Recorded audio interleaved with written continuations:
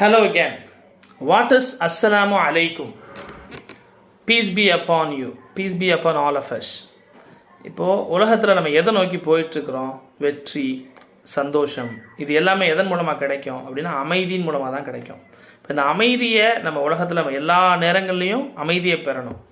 இதுக்கு ஒரே வழி, அமைதி நமக்கு இறைவன் மூலமாக கிடைக்கணும். இதை ஒவ்வொருத்தருக்கும் நம்ம ஆஃபர் பண்ணுறது தான் இந்த அஸ்ஸலாமு அலைக்கும்.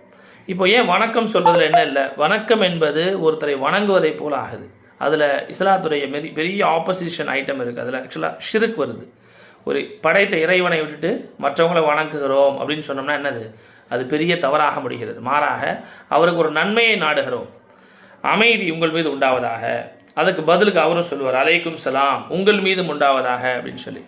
இதுபோல் முஸ்லீம்கள் உலகம் முழுவதும் அமைதியை பரப்புபவர்களாக இருக்க வேண்டும் என்பதற்காக நபி சொன்ன அழகிய